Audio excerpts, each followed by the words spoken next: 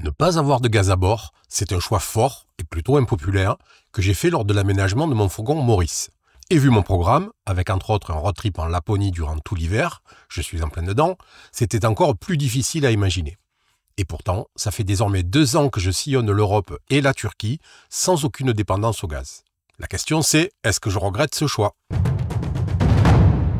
Avant de vous donner la réponse, il faut bien que cette vidéo fasse un peu de watch time, je vais faire le point sur tous les domaines qui habituellement passent par le gaz dans les véhicules de loisirs. En règle générale, ils sont au nombre de 4.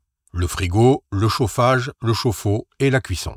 Le frigo, même si c'est de moins en moins vrai, reste dans l'esprit de beaucoup de camping-caristes de longue date lié au gaz. Pourtant, après avoir dominé sans partage le monde du camping-car durant des décennies, les frigos Trimix commencent à être bien bousculés par les frigos à compression. Ça fait sens, parce qu'en autonomie, si on n'a pas de réseau 230 pour se brancher, ces derniers sont clairement plus performants. Et l'avènement des batteries lithium, qui possèdent une densité énergétique bien meilleure que celle au plomb, a permis de démocratiser l'utilisation des frigos à compression en 12 volts dans tout type de véhicule. Après, pour être franc, même si j'avais choisi de mettre du gaz à bord, je n'aurais en aucun cas pris un frigo Trimix. C'est une technologie dépassée, complexe, avec un mauvais rendement énergétique et qui, de mon point de vue, n'a plus sa place désormais dans les véhicules de loisirs modernes.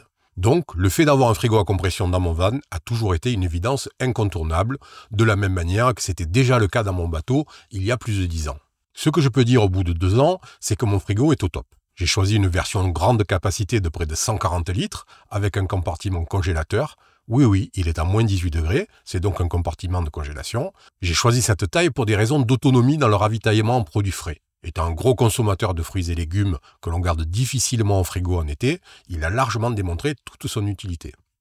Au niveau performance, je n'ai rien à lui reprocher. J'ai un bon 5 degrés dans la partie basse du frigo et un vrai moins 18 dans le compartiment congélation. Et d'ailleurs, il est à noter que je congèle souvent des plats cuisinés.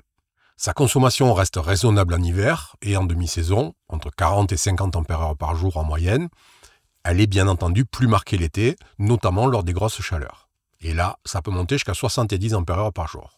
Je pourrais limiter cette surconsommation en été en n'utilisant pas le compartiment de congélation, mais en été, mon système solaire est tellement surproducteur que ça ne me pose aucun problème. Quand bien même il consommerait 150 ampères-heure, ça ne changerait rien à mon bilan électrique. Et puis, franchement, avoir des glaçons à mettre dans cette célèbre boisson jaune marseillaise, c'est juste indispensable. Bref, mon frigo à compression est au top, et pour rien au monde je le changerai contre une version Trimix de notre âge. Le second élément est le chauffage. En règle générale, les solutions de chauffage mobile tournent autour de 2 options. Ceux qui fonctionnent au gaz et ceux qui fonctionnent au gasoil. Il faut avouer que les versions au gaz offrent pas mal d'avantages. Ils sont silencieux, performants et proposent souvent un combiné avec le chauffe-eau. Mais le problème est toujours le même, à savoir qu'on est dépendant d'un combustible supplémentaire à celui qu'on utilise pour rouler, à savoir le gasoil.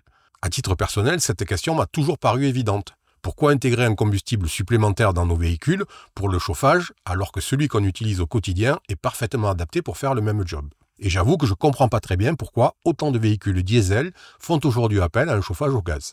Ça me semble incompréhensible. Après, comme je l'ai dit plus haut, le gaz est performant dans ce domaine et le gasoil a quelques défauts. Il est le plus souvent plus bruyant, il est sensible à l'altitude, il craint l'encrassement et d'autres petites choses. Je suis d'accord avec tout ça. Mais au final, au bout de 2 ans, seul le bruit reste un inconvénient à mes yeux, notamment parce que je n'ai pas pris la peine d'y réfléchir lors de l'aménagement. J'aurais largement pu limiter cette nuisance en plaçant par exemple mon chauffage dans le compartiment moteur. Pour le reste, tout fonctionne très bien.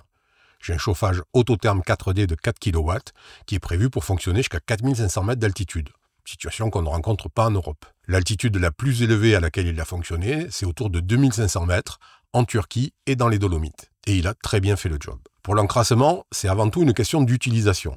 Ces chauffages s'encrassent lorsqu'on les utilise à faible puissance, ce qui n'est pas mon cas.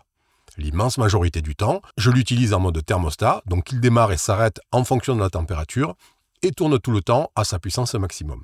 Dans les froids extrêmes, en dessous de moins 20 degrés, ce que je croise fréquemment en ce moment, je le fais tourner en continu à 50% de sa puissance et je le pousse à 100% 2 fois par jour durant 1 heure pour brûler les dépôts dans la chambre de combustion.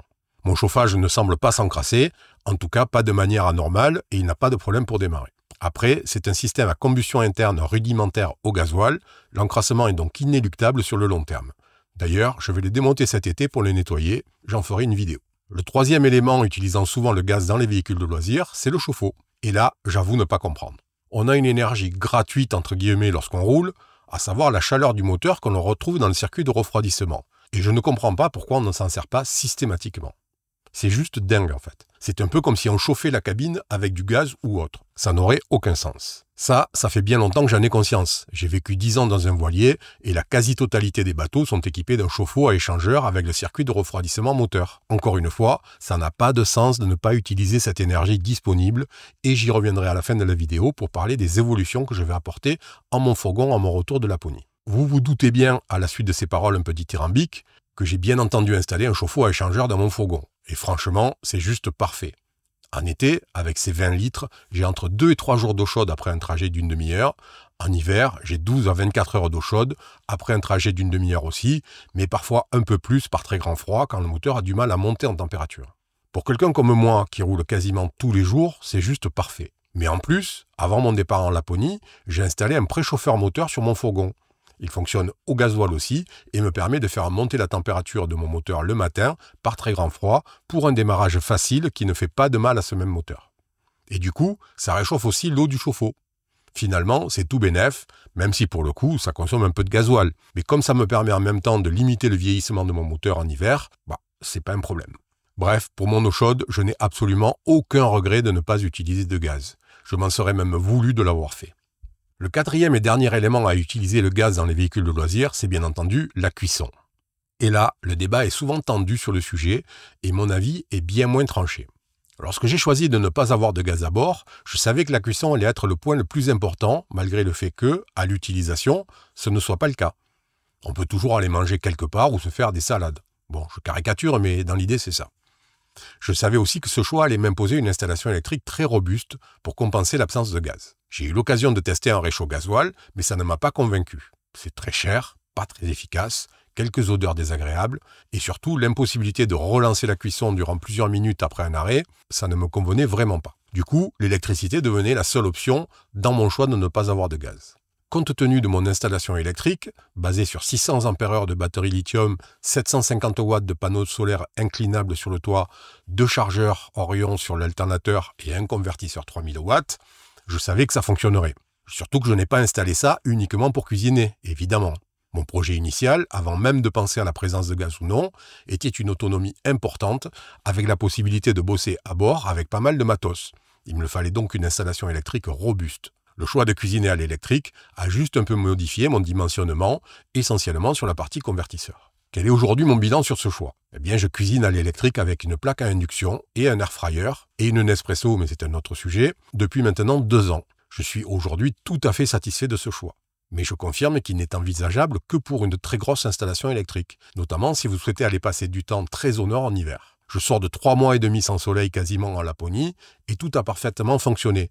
Mais j'ai roulé tous les 2 jours environ en moyenne pour la recharge. Je ne suis jamais descendu sous les 50% de charge de batterie. Et si je devais refaire mon aménagement aujourd'hui, je referais exactement la même chose et je choisirais à nouveau de cuisiner à l'électrique parce que c'est cohérent avec tout le reste de mes choix et surtout celui initial de ne pas avoir de gaz à bord. Après, c'est aussi lié au fait que je suis seul à bord, ce qui limite pas mal l'utilisation de la plaque et de l'air fryer. Et pour être tout à fait honnête, je pense que c'est un choix pas forcément adapté à tout le monde. Si vous n'avez pas de volonté marquée de vous passer de gaz, je pense que garder cette solution pour cuisiner est une bonne option. Surtout si vous êtes plus de 2 à voyager. Cuisiner à l'électrique ne consomme pas énormément en comparaison de mon stockage batterie, mais c'est une consommation quotidienne, quelles que soient les capacités de recharge. Donc, pour cette partie, je donne mon expérience, mais en aucun cas je ne conseille cette solution. Il existe un autre avantage à ne pas avoir d'appareil à flamme ouverte dans un véhicule de loisir, c'est la ventilation permanente obligatoire. Si vous voulez passer votre véhicule en VASP, le fait de cuisiner à l'électrique vous permettra de diminuer la surface de la ventilation permanente. Et je peux vous garantir que par moins 20 degrés, voire en dessous, c'est un avantage que l'on apprécie vraiment au quotidien. À noter quand même que j'ai un petit réchaud type camping-gaz et toujours quelques cartouches, au cas où. Je n'ai jamais eu à m'en servir par obligation, mais je mange souvent dehors, même quand il fait assez froid, et dans ce cas, je cuisine sur le réchaud. Et du coup, au bout de 2 ans, c'est quoi le bilan du no-gaz? Comme je le disais pour la cuisine, si c'était à refaire, je le referais. Je suis en ce moment en Finlande, pays où on ne trouve pas de gaz. Je préfère ne pas imaginer si j'étais équipé en gaz pour le chauffage, avec cette épée de Damoclès sur la tête. C'est une première chose. Ensuite, je me sens totalement en sécurité, sans la présence de gaz et sans le risque de fuite. Et c'est important pour moi. Je conçois parfaitement que ça ne soit pas le cas pour tout le monde et aucun problème avec ça. Enfin, le fait de ne pas avoir à gérer un autre problème au quotidien, à savoir le stock de gaz, ça me permet plus de liberté dans mes road trips. Et ici, en Laponie en hiver, ceux qui se chauffent au gaz savent à quel point il faut anticiper sur le sujet pour ne pas être en grande difficulté. Pour les 3 premiers éléments, frigo, chauffage et chauffe-eau, je ne vois plus désormais l'intérêt d'utiliser du gaz. Pour la cuisson, je pense qu'on peut choisir ce moyen de cuisson. Parce que si on n'a que ça qui fonctionne au gaz, on aura une autonomie importante et la question de la logistique sera moins marquée. Il y a quand même un dernier point à aborder. Si vous aménagez votre fourgon vous-même et que vous souhaitez le passer en VSP, l'installation du gaz sera un élément complexe qu'il faudra faire vérifier par un organisme agréé. Le coût total ne sera pas négligeable et en y ajoutant celui de la consommation de gaz ne serait-ce que sur 2 ans, vous verrez rapidement que la différence avec une grosse installation électrique n'est pas très importante. Et puis comme toujours dans mes vidéos, mon expérience ne vaut que pour moi et mon programme. Si vous voulez vous chauffer au gaz et installer un frigo Trimix, je n'y vois aucun problème, tant que ça vous convient. Comme mon choix du no-gaz me convient parfaitement. Je parlais dans la vidéo des évolutions que j'ai prévu d'apporter à mon fourgon cet été. Certaines d'entre elles couvrent des domaines dont j'ai parlé ici. Avec l'installation du préchauffeur, je me retrouve avec 2 systèmes de chauffage au gasoil, un pour la cellule et l'autre pour le moteur via le liquide de refroidissement. Ce n'est pas du tout optimisé, ni pour la place, ni pour le poids, ni pour la consommation. J'ai donc décidé de virer mon chauffage autotherme pour ne garder que le chauffage à eau, en le laissant sous la caisse vu que c'est une chinoiserie que je ne veux pas dans l'habitacle. Je vais du coup remplacer mon système actuel de chauffage à air pulsé par des échangeurs. Ça va simplifier toute mon installation, limiter le bruit et surtout bénéficier encore plus de l'énergie dégagée par mon moteur, puisqu'au-delà de mon chauffe-eau, ça va aussi chauffer la cellule lorsque je roule. Parce que dites-vous bien que lorsqu'il fait très froid, on se retrouve rapidement à rouler avec le chauffage pour ne pas que la température de la cellule, et dans mon cas du coffre et du réservoir d'eau, ne descende trop bas et que ça pose des problèmes.